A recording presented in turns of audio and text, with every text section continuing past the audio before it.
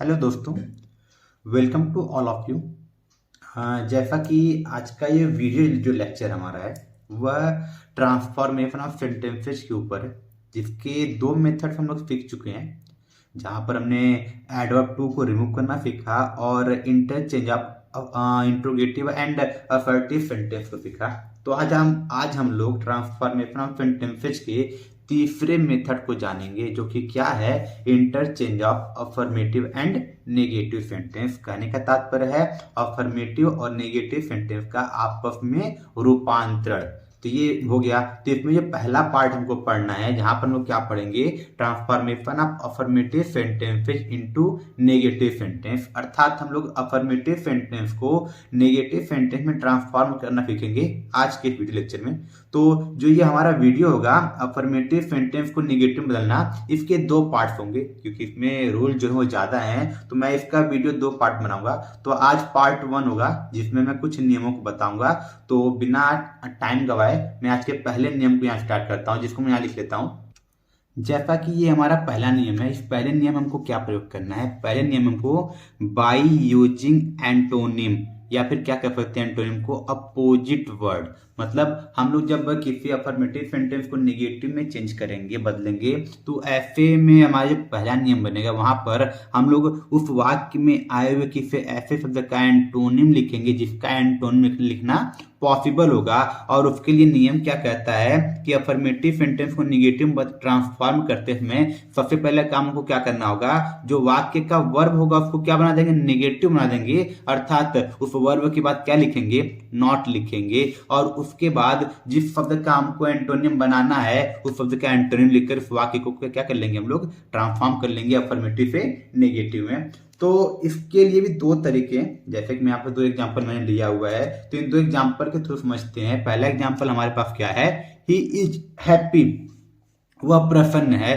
तो अब जब इसको नेगेटिव बनाना है, तो ट्रांसफॉर्मेशन का रूल सीधा सा कहता है कि ट्रांसफॉर्म आप कीजिए, वाक्य को ग्रामर के एक रूप से दूसरे रूप में ट्रांसफॉर्म तो कीजिए, लेकिन उसके अर्थ पर प्रभाव नहीं पड़ना चाहिए। उसका जो सेंस है, जो उसका मतलब है, उस पर प्रभाव नहीं पड़ना चाहिए, उस पर इफेक्ट नहीं आना चाहिए। अगर हम इसको डायरेक्टली सिर्फ नेगेटिव बनाते हैं, ही इज नॉट हैप्पी, तो दोनों का अर्थ तो अलग हो जाएगा। पहले केस में वह प्रसन्न है, जब ये लिखेंगे कि ही इज नॉट हैप्पी, वह प्रसन्न नहीं है, तो दोनों का अर्थ पूरी तरह से क्या हो जाएगा, अलग हो जाएगा। तो इसीलिए जब भी हम किसी वाक्य को अफर्मेटिव से नेगेटिव बनाते हैं, तो पहले नियम हम लोग क्या करेंगे, पहले नियम में हम लोग ऐसे शब्द को ढूंढेंगे जिसका एंटोनिम लिखना पॉसिबल हो। तो हमको ये शब्द यहाँ पे मिल रहा है हैप्पी, तो हैप्पी का अपोजिट या एंटोनिम क्या होता है, अनहैप्पी होता है। तो हमको क्या करना होगा, यहाँ पर जो सब्जेक्ट होगा उसमें कोई चेंज नहीं करना होगा, और जो वर्ब होगा, जैसे यहाँ पर लिंकिंग वर्ब आया हुआ है इज,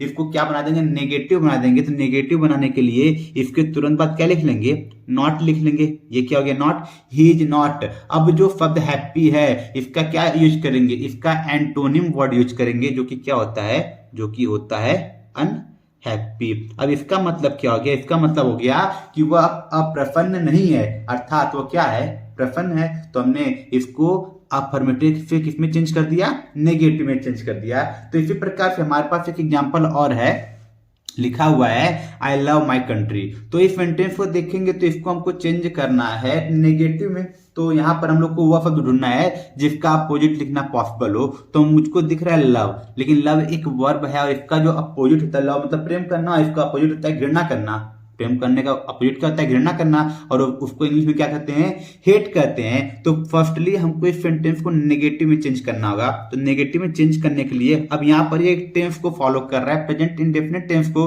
तो हम लोग प्रेजेंट इंडेफिनिट टेंस के अकॉर्डिंग इसको नेगेटिव में चेंज करेंगे। तो नेगेटिव के लिए यहाँ पर आई के अकॉर्डिंग हेल्पिंग अब क्या आएगा, प्रेजेंट इंडेफिनिट टेंस में डू, और क्या लिखेंगे, नॉट लिखेंगे। और इसको नेगेटिव में चेंज कर रहे हैं, लेकिन इसके अर्थ पे प्रभाव नहीं पड़ना चाहिए। तो हम लोग लव का अपोजिट क्या लिख देंगे, यहाँ पर लिख लेंगे हैप्पी। तो ये क्या हो गया, यहाँ पर हमको लव का अपोजिट लिखना था, मैंने गलती से हैप्पी लिख दिया, लेकिन हैप्पी नहीं होगा। लव का अपोजिट क्या होता है, वो होता है हेट। तो यहाँ पर क्या लिखेंगे, हेट। अब बच्चा शब्द क्या है, माई कंट्री, तो ये हमने लिख लेंगे माई कंट्री।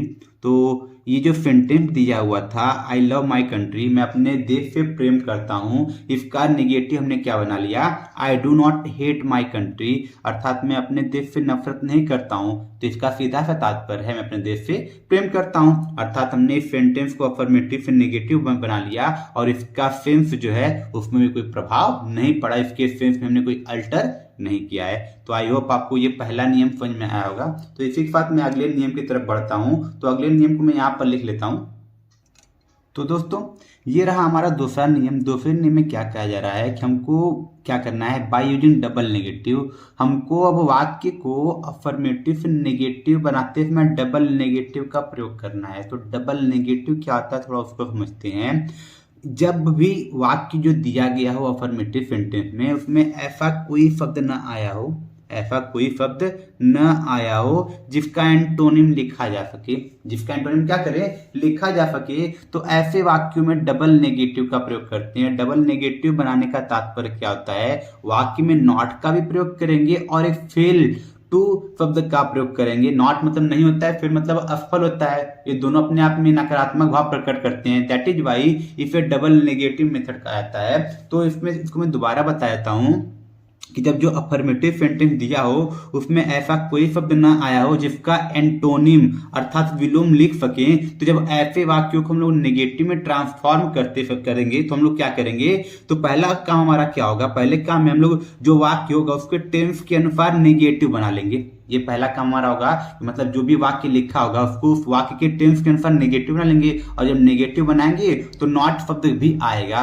तो जब नॉट शब्द लिखेंगे तो उस नॉट शब्द के बाद हमको खुद से क्या लिखना होगा, फेल टू लिखना होगा। ये मैं खुद फैलाना होगा डबल नेगेटिव बनाने के लिए, क्योंकि हमारे पास एंटोनिम लिखने के लिए कोई शब्द नहीं है। तो हम लोग क्या लिखेंगे, नॉट के बाद क्या लिखेंगे, फेल टू लिखेंगे। और जैसे फेल टू लिखेंगे तो उस वाक्य में जो मेन वर्ब आया होगा, जो मुख्य क्रिया आई होगी, हम लोग क्या करेंगे, उसको फर्स्ट फॉर्म में चेंज कर देंगे और उसे टू के बाद लिख देंगे। तो जैसे हमारे पास ये एग्जाम्पल लिखा हुआ है, इसको इस पूरे नियम को इस एग्जाम्पल के थ्रू समझते हैं। तो इस सेंटेंस में लिखा गया है ही वेंट टू आगरा, वह आगरा गया।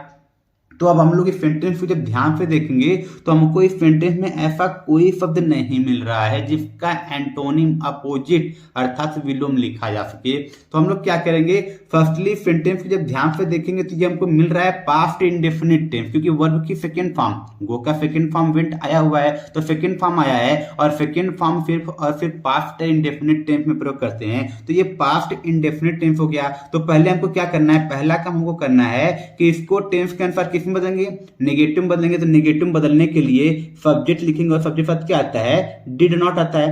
तो हमने इसको नेगेटिव तो बना लिया। अब जैसे हमने नॉट लिखा, इस नॉट के बाद हमको क्या लिखना है, नॉट के बाद हमको लिखना है फेल टू। ये हम खुद से इंट्रोड्यूस करेंगे, फेल टू। हमने फेल टू लिख दिया। अब जो इस वाक्य में जो मुख्य क्रिया आई होगी, मुख्य क्रिया क्या थी, वेंट थी, इसके फर्स्ट फॉर्म को लिखना है। तो वेंट का फर्स्ट फॉर्म क्या होता है, वेंट का फर्स्ट फॉर्म होता है गो। अब बचा शब्द क्या है, टू आगरा। तो ये जो सेंटेंस इसका ट्रांसफॉर्म हो गया, he did not fail to go to Agra, अर्थात वह आगरा जाने में असफल नहीं हुआ। इसका सीधा सा तात्पर्य है वो आगरा चला गया। तो पहले वाले वाक्य का अर्थ और दूसरे वाले वाक्य का अर्थ क्या है, दोनों में सेम है, अफर्मेटिव से नेगेटिव चेंज करने के बाद भी। और यही तो ट्रांसफॉर्मेशन कहता है कि हमको वाक्य को व्याकरण के, ग्रामर के एक रूप से दूसरे रूप में बदलना है बिना वाक्य के अर्थ में परिवर्तन किए। तो आई होप आपको ये नियम ही समझ में आ गया होगा। अगर नहीं समझ में आया है तो मैं इसको एक और एग्जांपल के थ्रू बताता हूं, तब शायद आपको चीजें और भी क्लेरिफाई लगी। तो मैं एक एग्जांपल यहाँ पर और लिख लेता हूं। जैसे कि हमारे पास ये एग्जाम्पल लिखा हुआ है, he came to me in the morning, वह मेरे पास सुबह में आया।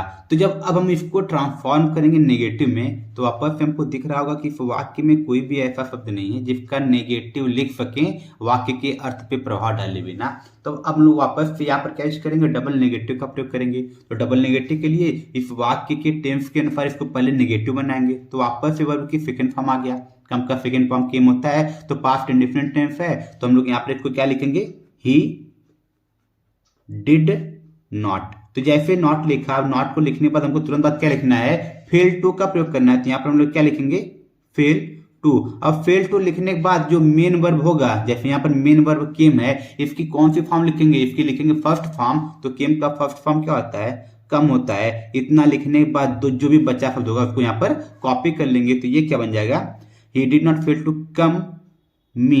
कम to me in the morning.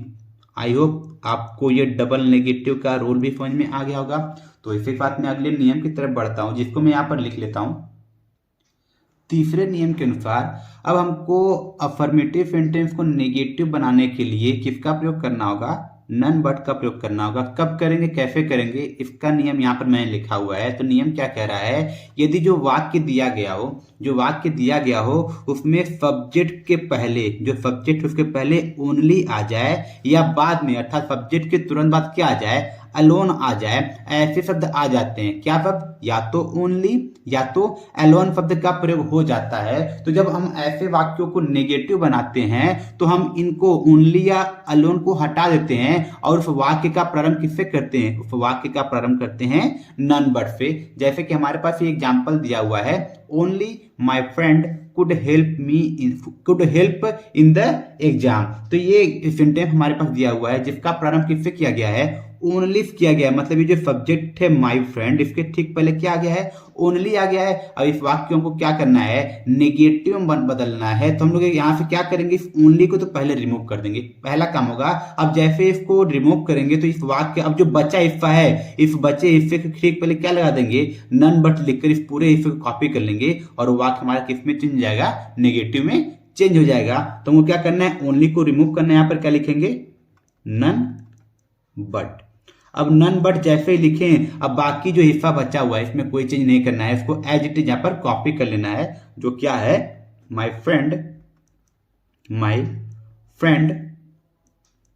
Could help in the exam. तो आई होप आपको ये नियम भी समझ में आ गया होगा। अगर नहीं समझ में आया है तो मैं आपको इसको एक और एग्जाम्पल के थ्रू बताता हूँ, जिसका एक एग्जाम्पल मैं यहाँ पर लिख लेता हूँ। इस एग्जाम्पल में क्या कह रहा है, Sohan alone got the prize. तो इस बार हम देखेंगे सब्जेक्ट सोहन के बाद किसका प्रयोग हो गया है, अलोन शब्द का प्रयोग हो गया है। तो फिर इस नियम को फॉलो कर रहा है। तो जब अलोन शब्द का प्रयोग हो रहा है तो हम लोग यहाँ से अलोन को क्या करेंगे, रिमूव कर देंगे और वाक्य का प्रारंभ किससे करेंगे, वाक्य का प्रारंभ करेंगे नन बट से। तो इसका नेगेटिव ट्रांसफॉर्मेशन क्या आ जाएगा, नन बट सोहन। अलोन को तुमने रिमूव कर दिया है तो बचा क्या है, गॉट द प्राइज। तो इसको यहाँ पर क्या करेंगे, लिख लेंगे गॉट द प्राइज। तो इस तरह से हमने इस नियम का प्रयोग करके इस सेंटेंस को भी नेगेटिव में ट्रांसफॉर्म कर लिया है। तो अब बढ़ते हैं अगले नियम की तरफ, रूल नंबर 4। रूल नंबर 4 में हमें किसका प्रयोग करना है, नो सूनर देन का प्रयोग करना है। तो ये नियम क्या कह रहा है, कब हमको नो सूनर देन का प्रयोग करना है। तो उसके लिए हम लोग इस नियम को समझते हैं कि यदि जो दिया गया वाक्य हो उसका प्रारंभ किससे हो जाए, एज सून एज से हो जाए, तो ऐसे वाक्यों को जो हमको नेगेटिव बनाना होगा। तो ये कंडीशन है, किसका प्रयोग होना चाहिए, एज सून एज का प्रयोग होना चाहिए। एक और शब्द होता है हार्डली, और हार्डली भी आ जाए तो भी यही कंडीशन लगता है। तो यदि एज सून एज आ जाए तो हम लोग क्या करेंगे, ऐसे वाक्यों को जब नेगेटिव बनाएंगे तो नेगेटिव बदलते इसमें सबसे पहले हमको इस एज सून एज को रिमूव करना होगा और इसकी जगह हमको हम क्या लिखेंगे, सबसे पहले नो सूनर का प्रयोग करेंगे और बीच में कहीं पर जहां पर कॉमा आया होगा उस कॉमा की जगह क्या लिख देंगे, देन लिख देंगे। लेकिन एक बहुत ही इंपॉर्टेंट कंडीशन है, जब हम लोग नो सूनर का प्रयोग करेंगे तो ये जो कॉमा के पहले वाला हिस्सा होगा उसमें जो हेल्पिंग वर्ब होगा उसको तुरंत नो सूनर के बाद लिख देंगे। तो हमको एक स्ट्रक्चर मिलेगा, जो मैंने स्ट्रक्चर यहाँ पर लिख दिया है ऐसे वाक्यों को ट्रांसफॉर्म करने का। वो स्ट्रक्चर क्या कर रहा है, सबसे पहले हमको नो सूनर लिखना होगा और फिर जो कॉमा के पहले वाला क्लॉज होगा उसका हेल्पिंग वर्ब नो सूनर के बाद आ जाएगा और जो सब्जेक्ट हो जाएगा वो हेल्पिंग वर्ब के बाद लिखेंगे और जहां पर कॉमा होगा वहां पर देन लिखकर बाकी बचे शब्दों को लिख लेंगे। तो जैसे यहां पर ये हमारा सेंटेंस दिया हुआ है, as soon as I reached the office the work begin. तो ये हमारा सेंटेंस दिखेंगे, इसका प्रारंभ हुआ है एज सून एज से हुआ है और यहाँ पर कॉमा लगा हुआ है तो ऊपर की कंडीशन को फॉलो कर रहा है। तो यहाँ पर सबसे पहले हम लोग क्या करेंगे, एज सून एज को रिमूव कर देंगे और वाक्य का प्रारंभ किससे करेंगे, नो सूनर से करेंगे। किससे करेंगे, नो सूनर से करेंगे। तो ये हो गया नो सूनर। अब हमको दिख रहा होगा कि अब हमको क्या लिखना है, हेल्पिंग वर्ब। तो ये कॉमा के पहले क्लॉज क्या है, आई रीच्ड द ऑफिस। तो अब हम इसके हेल्पिंग वर्ब को पहले लिखेंगे, तो वर्ब की सेकंड फॉर्म है रीच्ड। ये थर्ड फॉर्म भी होता है, लेकिन थर्ड फॉर्म तब होगा जब ये हेल्पिंग वर्ब के साथ होगा, बट यहाँ पर तो बिना हेल्पिंग वर्ब क्या है, दैट इज वाई ये सेकंड फॉर्म हो गया। अब ये सेकंड फॉर्म है, तो सेकंड फॉर्म आता है पास्ट इंडेफिनिट टेंस में, इट मींस ये पास्ट इंडेफिनिट टेंस हो गया। और पास्ट इंडेफिनिट टेंस का हेल्पिंग वर्ब क्या होता है, डिड होता है। तो यहाँ पर हम लोग क्या लिख देंगे, डिड लिखेंगे, और ये सब्जेक्ट लिखकर बाकी शब्दों को लिखेंगे, लेकिन जैसे डिड लिखें तो वर्ब की कौन सी फॉर्म आएगी, वर्ब की फर्स्ट फॉर्म आएगी। तो यहाँ पर हम लोग क्या लिखेंगे, रीच। ये क्या हो गया, reach. No sooner did I reach the office, the office. अब मैंने क्या कहा, जहां कॉमा होगा कॉमा की जगह क्या लिखेंगे, कॉमा की जगह लिखेंगे देन, और देन लिखकर उसके बाद कॉमा के बाद का जो भी हिस्सा होगा उसको यहां पर कॉपी कर लेंगे। तो यहां पर एक बचा हिस्सा क्या है, द वर्क बिगन। तो इस तरह से इस वाक्य का ट्रांसफॉर्मेशन हमने कर लिया। मैंने बताया कि कभी कभी एज सुन एज के स्थान पर हार्डली का भी प्रयोग कर हो जाता है। कैसे होता है, थोड़ा उसके एग्जाम्पल को समझते हैं, एग्जाम्पल के थ्रू वाक्य को समझने की कोशिश करते हैं। हमारे पास ये एग्जाम्पल दिया हुआ है, hardly had Ram seen me when he called me. तो यहाँ पर ये कॉमा नहीं लगा हुआ है। जब भी वाक्य के प्रारंभ में हार्डली आता है तो जहां कॉमा लगता है तो वहां पर क्या लग जाएगा, वेन लग जाएगा।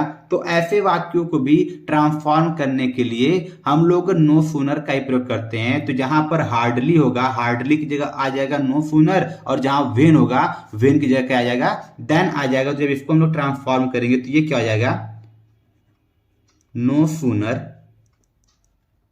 Sooner had Ram seen me. तो यहां पर अब वेन को हटाएंगे, वेन की जगह क्या आ जाएगा, देन। तो ये क्या, देन ही कॉल्ड मी। तो इस तरह से इस वाक्य का ट्रांसफॉर्मेशन हमने नेगेटिव में कर लिया है। तो आज के इस वीडियो लेक्चर को मैं यहीं पर खत्म कर रहा हूं।